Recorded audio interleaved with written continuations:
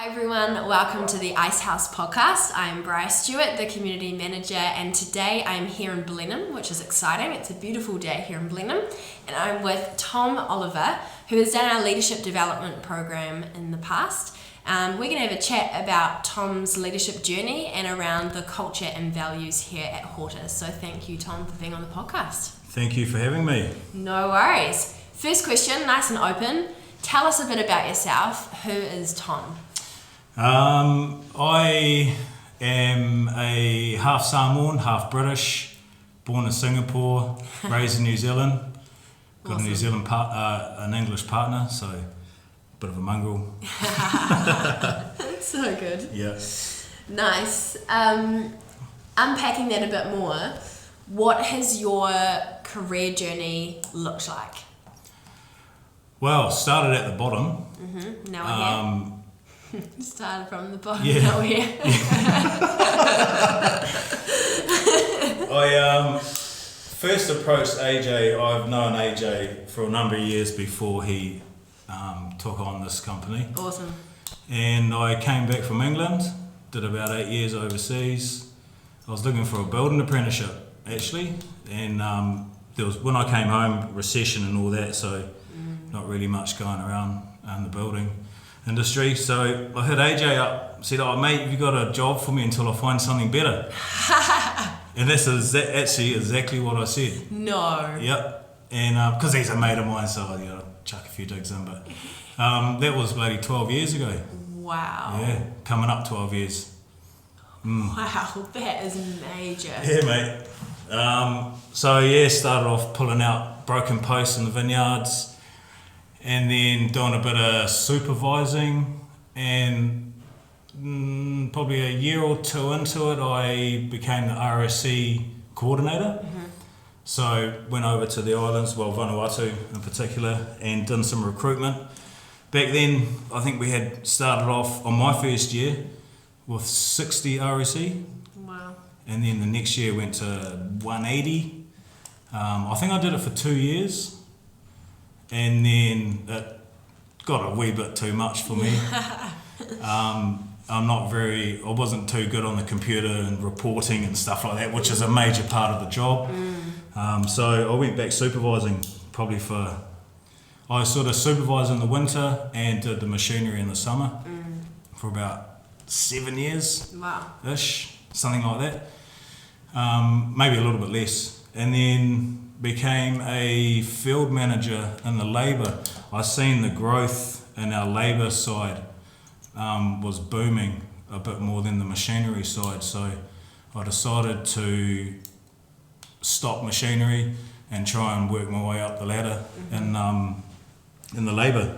So I was full-time supervisor, summer and winter, and then became a field manager, so I worked underneath the labour manager, and then was that for about 2 years, and then last year I became the labour operations manager.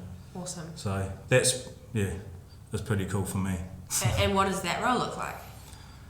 Oh mate, it's What does a day in the life of it Tom is look like? very people orientated, it's managing people. Yeah. I know we work in the viticulture industry, providing labour and stuff like that, but my current role now is about managing our supervisors, my field manager under me, and trying to develop them to become good leaders in there. So like our day-to-day planning and stuff like that, yeah.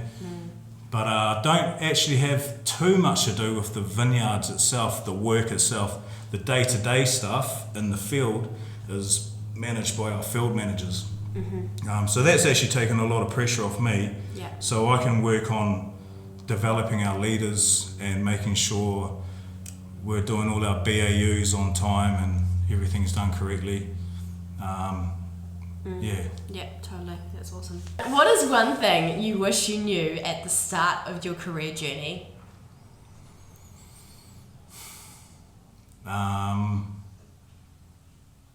How to manage people, Great answer. I guess, because that throughout most of my journey has been around managing people with a bit of vineyard work on the side, you know.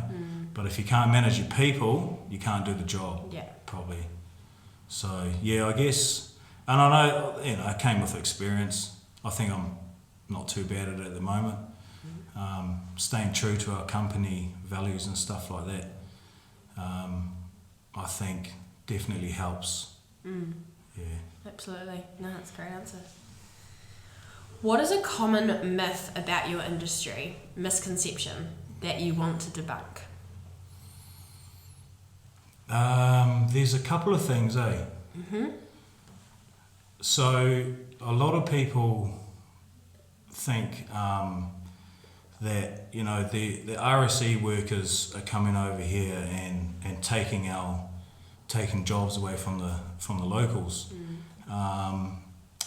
which is not true, because every RSE employer is a Kiwi first operation, so you can't just go straight for RSE. You've got to prove that you've tried your best to employ Kiwis, whether it's locals, whether we've even got guys from up north, just, you know, to try and engage in the MSD and that.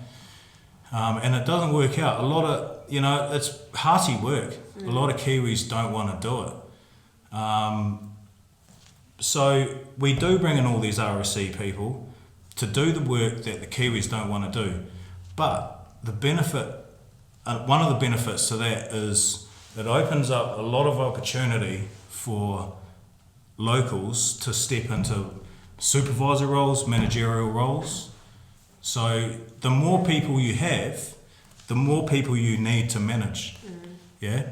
So we got a lot of, I mean, if you look in the office, there's quite a few people, all locals, and they wouldn't have a job. My job wouldn't exist without our RSE being here doing what they do. Yeah, absolutely. That's a good one.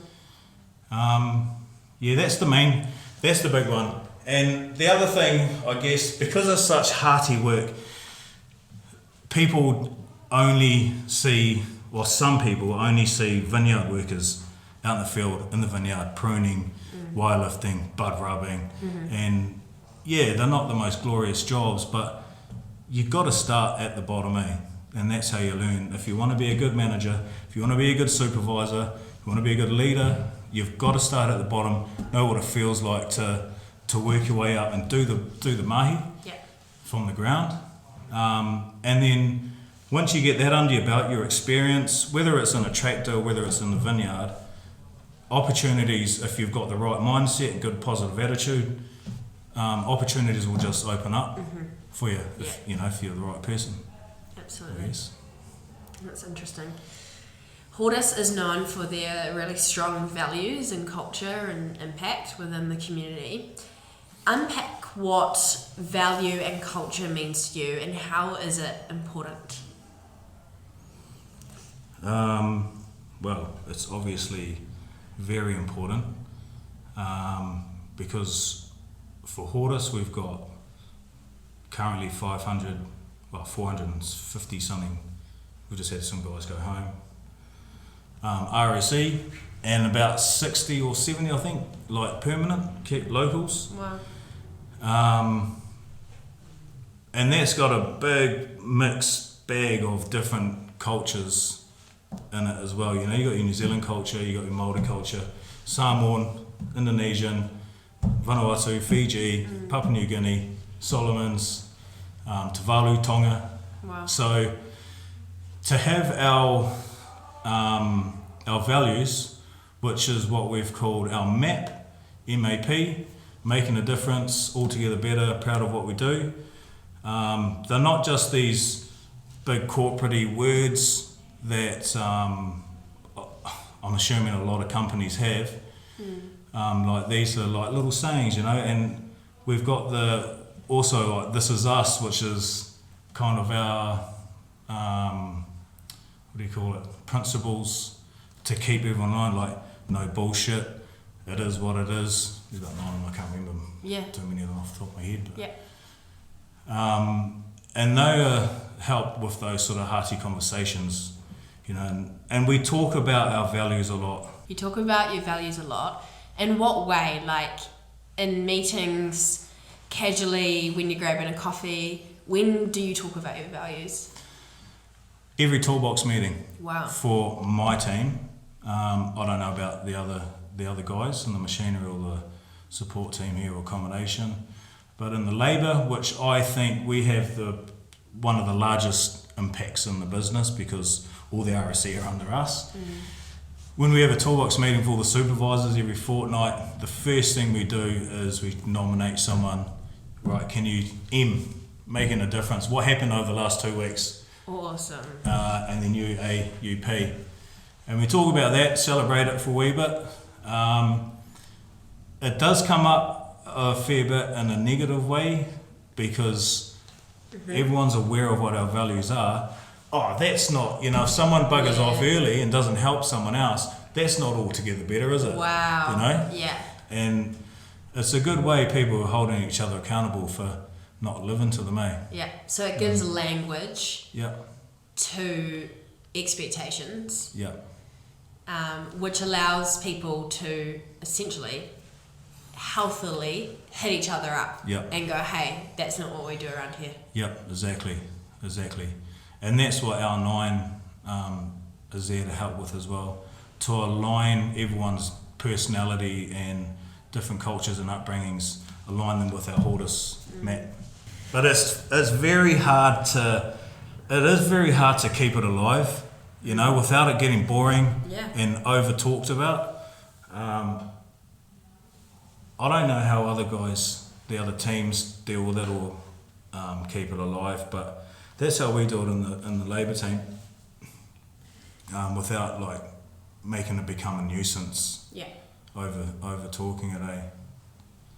No, that's so cool because it's just bringing it to life. Essentially, instead of just going, cool, these are up on the wall, so everyone agree with them.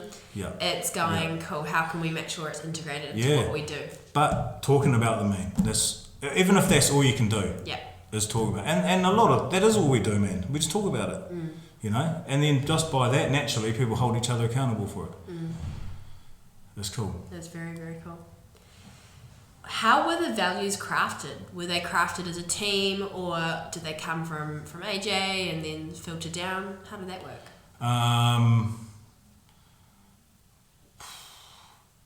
We all...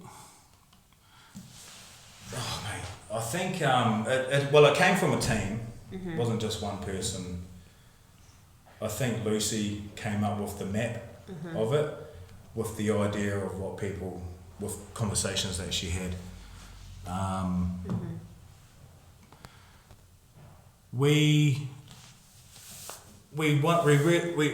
Once we understood that how important culture is, we didn't know this at the start. Like when Hortus first started, it was Vineworks back then. That's right. And then we changed to Hortus. We didn't know, we didn't really understand, and plus we weren't that big, how important values are, and how they play a part in your culture and that. And we had some, I don't think we did, we had some, but I didn't even know them. May you ask anyone in this office, what were our old values? No one would ever know. Wow. A lot of people wouldn't even know that we had some. But we're like, what are we doing? We actually had quite a good culture. So we didn't really want to change what our culture is. We just wanted to discover what is it, what are our values, and then we really, there's a lot of discussions around what do we do, how do we talk, how do we treat each other, what do we have banter about, those sort of stuff, like the true, natural things, eh? I think that's where it stemmed from. We thought, mate, we don't actually need to change. Our values are what we're already working to them, because we had the right people working here. Yeah, we didn't really have any dickheads or, every company has people that are hard work, but very minor percentage here anyway, I'll have to admit. I think that's pretty much how it started, man. Like, looked at what are we doing already, What do we want to achieve?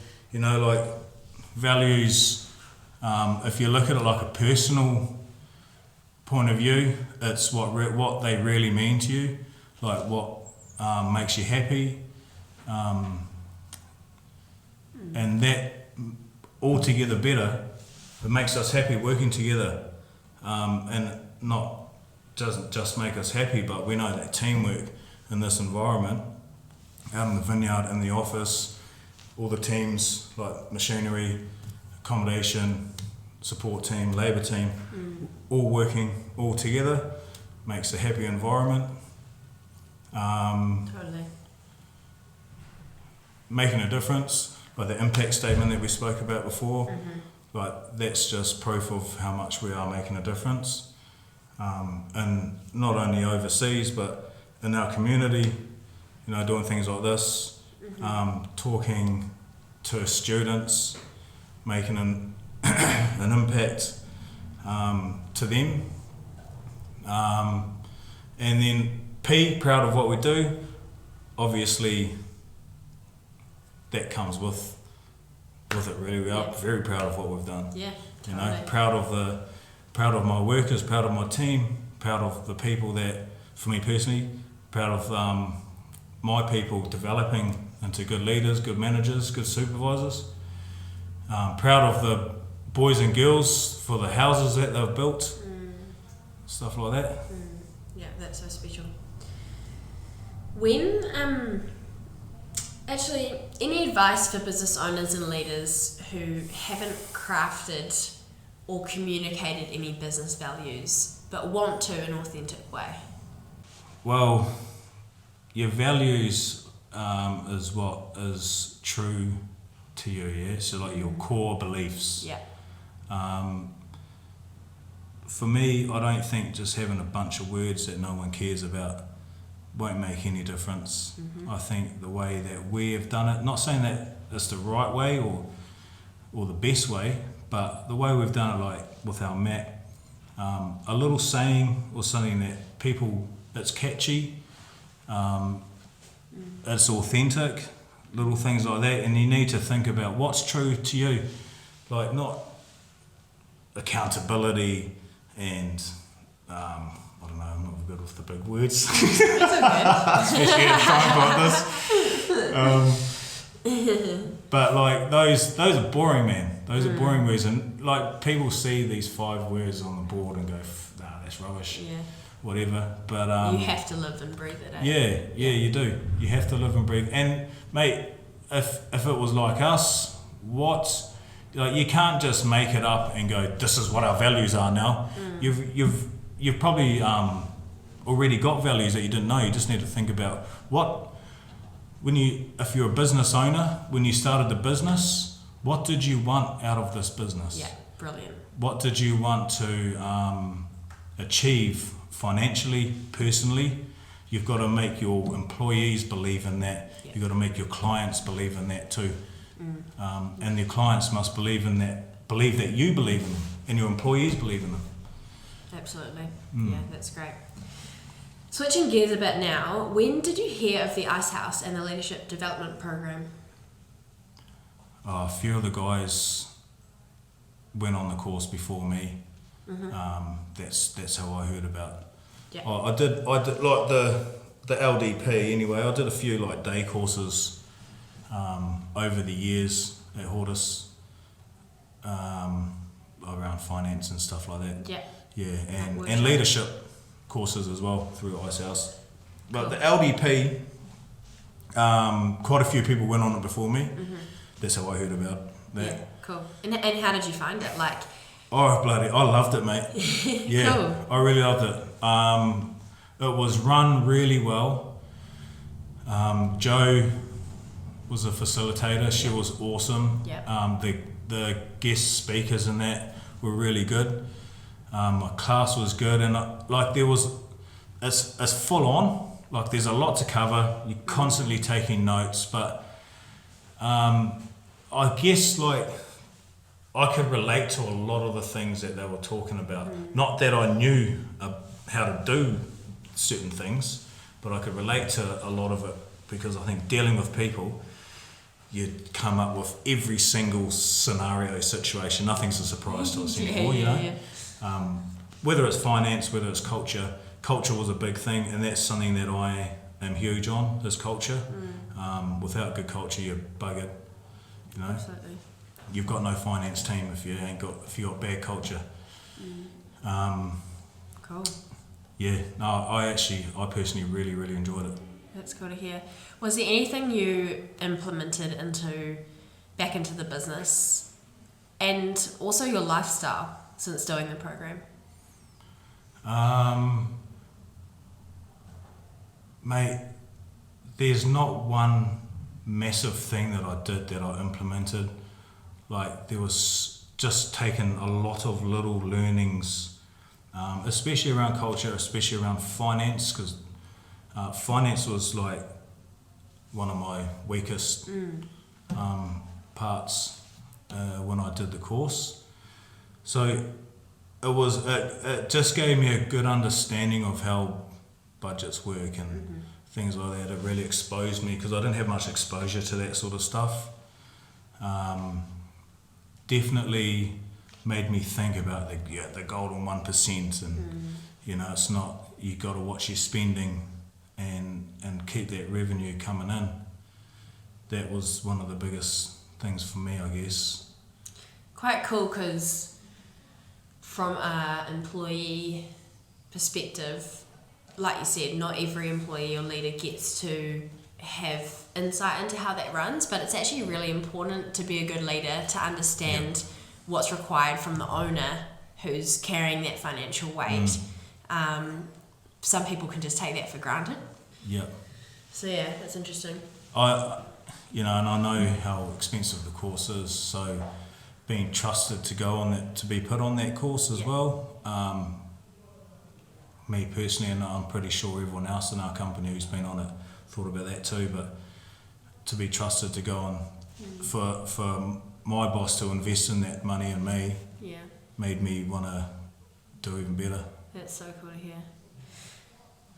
Was there anything you changed about your lifestyle? Probably not. That's fine. That's quite a common answer, to be honest. I don't think really, nah. Yeah. I'm quite an easygoing person. Like it's all quite natural for me. Yeah. I take a lot of snippets of when I learn from everyone, you know. I'm just going back to one of the questions about the leader thing. Yeah. Is there a certain leader that you admire or whatever? Yeah, let's do that. Is there a certain leader that you admire, and why? Mate, no, there's not actually I learn from everybody, you know, even people that aren't leaders. Like, I'm quite a simple person, and I like to think that a lot of things I do is just natural. If anything, like the way that I was brought up with my mum and dad, like those two, have shown me about hard work, loyalty, respect, and all that. As you know, it would be nice if everyone said that about their parents, but there's no like real certain leader that I look up to or refer back to and for advice or anything like that. I just take in what comes and approach things naturally, humbly, and empathetically. Yeah. That's a great answer. I like that. What excites you the most about the future of Hortus? Mate, it's actually it's quite hard, because you don't really know where Hortus is growing so fast. You don't know what it looks like quite often, you know. Yeah, wow. Like 2 years ago, when there was discussions of Hortus expanding for acquiring another business, you know, we all worked hard to prepare as much as we could, but then all of a sudden, bang, overnight, here's an extra 150 people. Wow. Which put us up to 550. We've never dealt with that many people before. Yeah. So it was very exciting, that whole build up. it was real nerve-wracking too, because you don't know what it looks like until you're in it, you know. But I am excited about my role. I'm still pretty new, still sort of in my operations manager role. It is a new role. It's like someone hasn't left and I've jumped in. It's been created for us. Yeah. And we're still, still finding my feet, still learning. But no, it is exciting. I even like just then how you said it's been created for us, not for me, and I think it kind of highlights how you do live and breathe these values, because for you it's the better of the business, not the better of the individual. Man. Yeah. The better I do at work, the better for myself, my soul, Yeah. Because I do put a lot into this, and everyone here does. Yeah. If I do really good work, I feel real good, Cool. And I go home happy to my family, my 3 kids. Yeah. Yeah. That's special. Awesome. Tom, thank you so much for being on the podcast, for sharing your story, and I can't wait to see how your leadership journey unfolds. I know it's going to be big and bright, so thanks for sharing where you're at now. Thank you very much for having me. It's been a pleasure.